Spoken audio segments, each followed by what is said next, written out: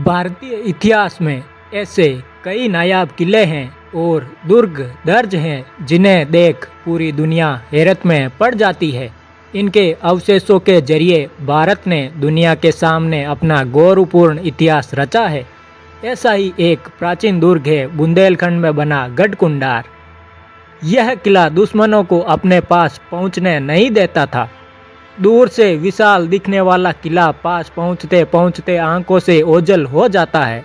इसके गायब होने की पहेली को समझना बहुत आसान है। किला असल में चारों तरफ से छोटी छोटी पहाड़ियों से घिरा है। जैसे जैसे आप आगे बढ़ेंगे आसपास की पहाड़ियां बड़ी दिखने लगेगी और किला उनके पीछे छिपता चला जाएगा। आगे चलने पर भी यह मुश्किल हल नहीं होती। तब कई रास्ते नजर आने लगते हैं और यह अंदाज़ा लगाना मुश्किल हो जाता है कि किले की ओर कौन सा रास्ता जाएगा। इसीलिए किले पर हमला करने आई दुश्मन सेनाएं गलत रास्ते पर भटक जाती थी। अगर कोई किले के पास पहुंच भी जाए तो इसे जीतना आसान नहीं था। किले की ऊंची और मोटी दीवारों पर चढ़ना लगभग नामुमकिन था। दुश्मन के आते ही दुर्ग की रक्षा कर रही सेना परकोटे के छेदों से नीचे हमला बोल देती और दुश्मन बाल भी बांका न कर पाते। आप अगर वहां जाए तो निगरानी के लिए बनाए गए कई बुर्ज आज भी सही सलामत मिल जाएंगे। इसे गढ़कुंडार का दुर्ग कहते हैं, जिसे चंदेल राजा यशोवर्मन ने 9वीं सदी में बनवाया था। कई पीढ़ियों तक वहां चंदेलों का शासन रहा, लेकिन सन 1182 में पृथ्वीराज चौहान ने राजा परमार्दी देव को हराकर चंदेलों की राजधानी महोबा पर कब्जा कर लिया। इस जीत के फौरन बाद महोबा से कोई 125 किलोमीटर दूर बना यह दुर्ग भी उनके कब्जे में आ गया। पृथ्वीराज चौहान ने तब अपने खास सेनापति खेत सिंह खगार को गढ़कुंडार का किलेदार बना दिया। 10 साल बाद 1192 में पृथ्वीराज जब मोहम्मद गौरी से युद्ध हार गई, तब खेत सिंह ने खुद को गढ़कुंडार का राजा घोषित कर दिया। इस तरह 12वीं सदी के आखिरी दशक में शुरू हुए खंगार वंश का राज। इस वंश की 4 पीढ़ियों ने गढ़कुंडार पर शासन किया।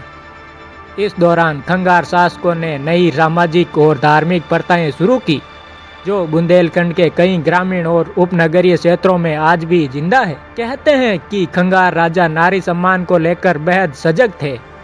उनके दौर में ही बेटी पूजन की शुरुआत हुई। यह प्रथा बुंदेलखंड के कई क्षेत्रों में तब से चली आ रही है।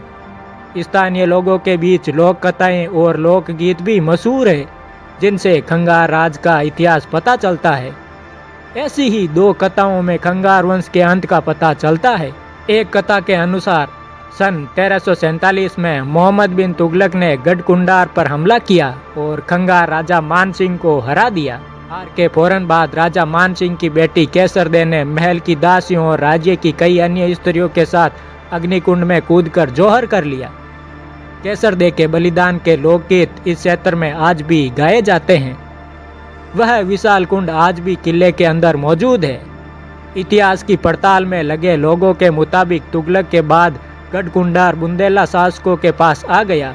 वहीं दूसरी कथा की बात करें तो वंश के अंत के पीछे है अकल्पनीय विश्वासघात। इसके मुताबिक खंगार वंश के आखिरी राजा हुरमत सिंह ने एक बुंदेल सेनापति सोहनलाल को अपने राज्य में शरण दी।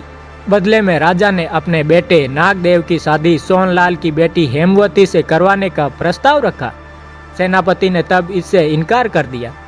कुछ समय बाद सोहनलाल ने एक दूसरे राजा पुण्यपाल परमार के साथ मिलकर हुरमत सिंह के खिलाफ साजिश रची। उन्होंने राजा हुरमत से कहा कि राजकुमार नागदेव से अपनी बेटी की शादी इस शर्त पर कराने को तैयार है कि बारात में खंगार वंश का हर एक सदस्य शामिल होगा। राजा हुरमत ने यह शर्त मान ली। बारात के स्वागत की जोर शोर से तैयारियां हुई। सभी बारातियों को खूब मदिरापान कराया गया। मौका देखते ही नशे में मत उस बारात पर सोहनलाल की सेना ने हमला कर दिया। उसी रात पूरा खंगार वंश खत्म हो गया। इस कथा के दोनों राजवंशों के अपने अलग अलग दावे जरूर है, लेकिन इस बात पर एक राय है कि खंगार वंश के अंत के बाद ही शुरुआत हुई थी बुंदेला शासन की। आखिरी खंगार राजा के अंत के बाद सोहनलाल बुंदेला गढ़कुंडार के राजा बने, लेकिन सन 1531 में बुंदेला राजा रुद्र प्रताप सिंह ने अपनी राजधानी गढ़कुंडार से बदलकर ओरछा को बना लिया। गढ़कुंडार में किलेदार रख दिए गए। देश आजाद होने तक वहाँ बुंदेला शासकों के ही किलेदार रहे।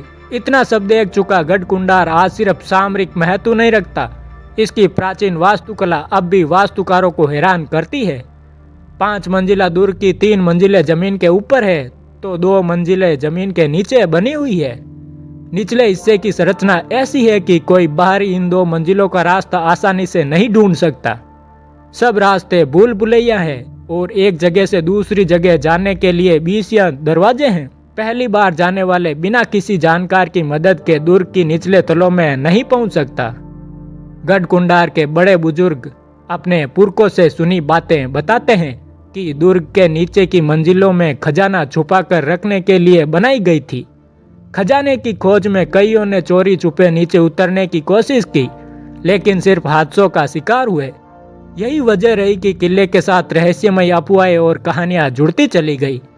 बढ़ते हादसों के चलते किले के वे भाग अब बंद कर दिए गए हैं और वहां जाने की मनाही है। लेकिन निराश होने की बात नहीं है, क्योंकि ऊपरी मंजिलों की भव्यता निहारते आपकी आंखें नहीं थकेगी।